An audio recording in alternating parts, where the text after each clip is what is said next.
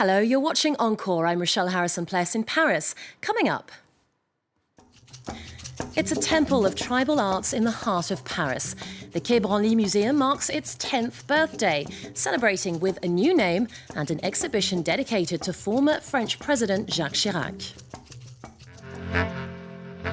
Also blowing out the candles here in the French capital, the Marché Paul Bert at the Saint-Ouen flea market, a vintage collector's paradise. The world's largest antiques market turns 70. And we meet a Malian band who wouldn't be silenced amid civil conflict and a crackdown on music.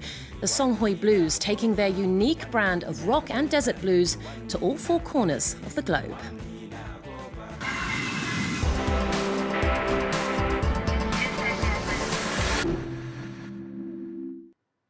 Thanks for joining us. Well, he was the rogue trader who almost brought the French bank Société Générale to its knees.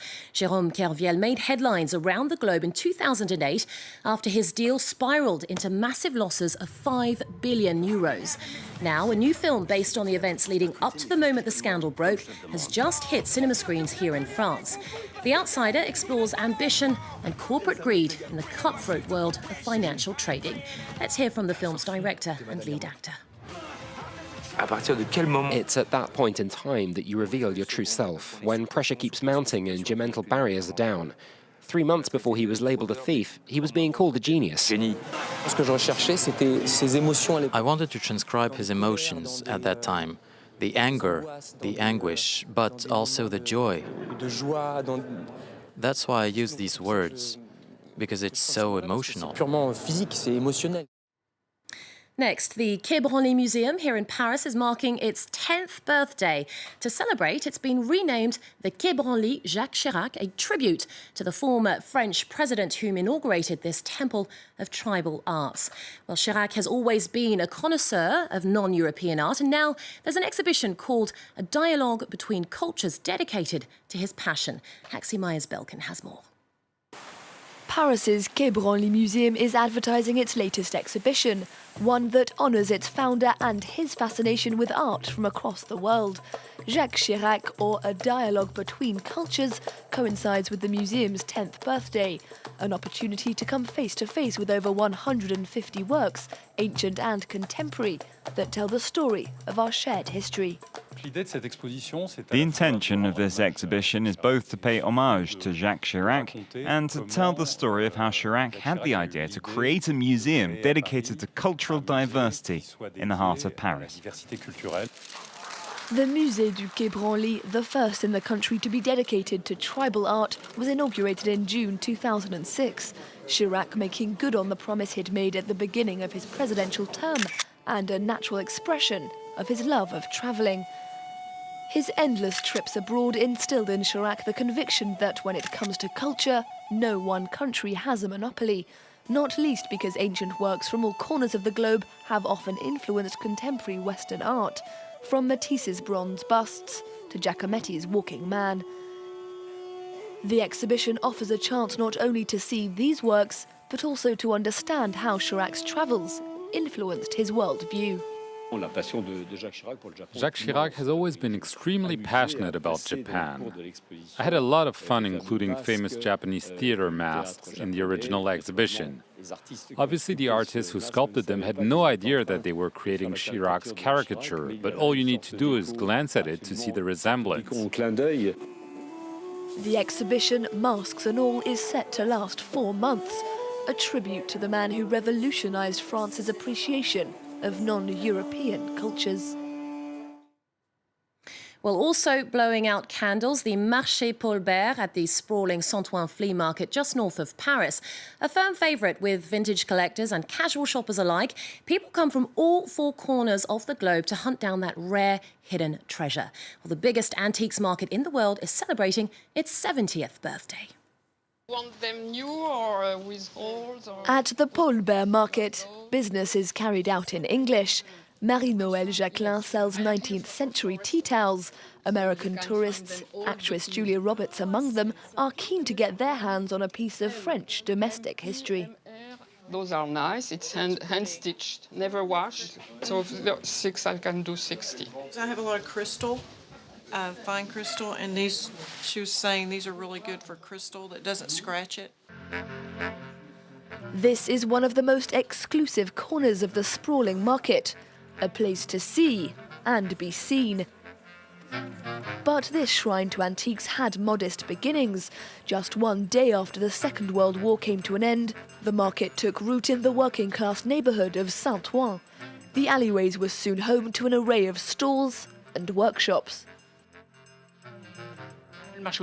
Marché aux Puces, the flea market in English, is a concept that goes back to the beginning of the century when they were selling old beds. And in local slang, old beds were called puciers, and that's how it became the Marché aux Puces.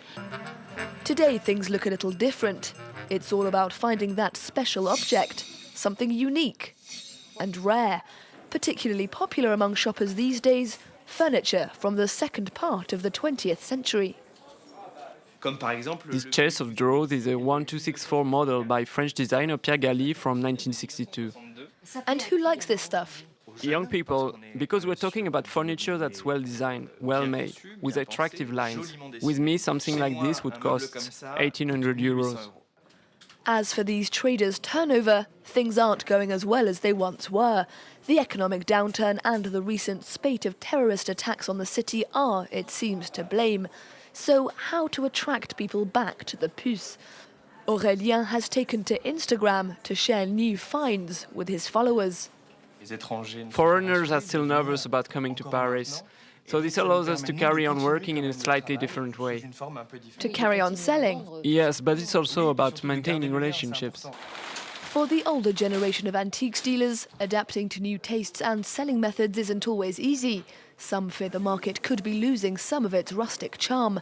While the Puce are certainly more upmarket than they were 70 years ago, there's still treasure to be found if you look hard enough.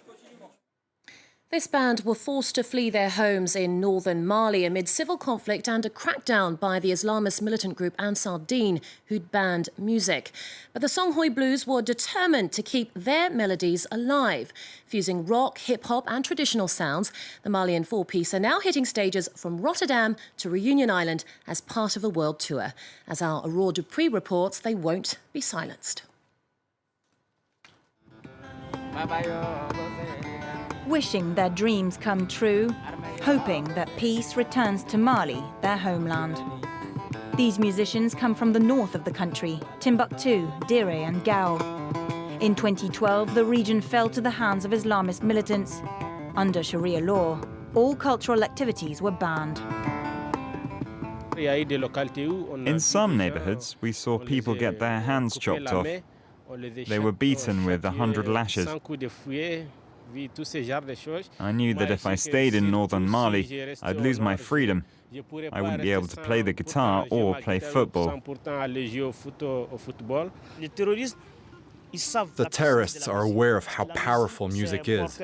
Music carries a message of love. It liberates people, especially in a country like Mali, where most of the population doesn't have access to school. Music could be used as a tool to educate them. Faced with censorship and repression, the population struggled to survive. When there's music and when artists express themselves, local businesses flourish. Shops opposite the cabaret, the guy who sells cigarettes, SIM cards, petrol, waitresses who work in nearby restaurants, those in charge of security. So when music dies, the entire industry dies with it. Thousands of Malians, including Aliou, Garba, Oumar and Nathanael, fled towards the south and found refuge in the capital, Bamako. That's where they created their own band, the Songhoy Blues.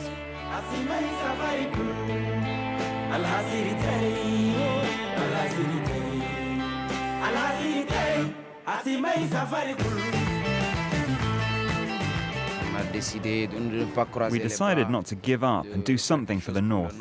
Young Malians took to the streets to protest against the Islamist occupation. When we saw military convoys driving past, we told them to take back the north. From cabarets in Bamako to world tours, in 4 years, the Songhoy Blues have become well known in the US, in Hong Kong, and here in Reunion Island. They've released a new album called Music in Exile. Their story also features in a documentary. Les soldats défendent ce pays avec les kalachnikovs. Les instruments sont kalachnikovs. Our message to the Malian youth, and particularly the African youth, is to believe in themselves. For many people, Africa is only about war and famine, but we're much more than that. We have our own culture. Life is about being happy. Life wouldn't be possible without music, laughter, and love. We want to carry that message to our people because that's what encourages human beings to boost relations.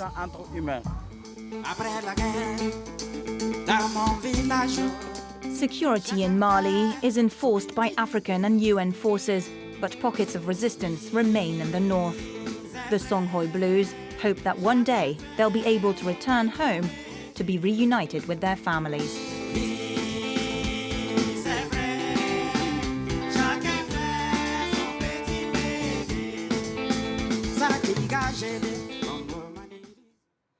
Well, for the first time ever here in France, an exhibition shines the spotlight on Ecuador's contemporary artists. The show explores the dividing lines of their homeland, whose name Ecuador comes from the word equator. Chopi à Équateur is currently on at the Maison de l'Amérique Latine until July the 20th. We'll leave you with a clip. Don't forget our website, plus we're also on Facebook, Twitter and Instagram. Stay with us here on France 24. Lots more coming up.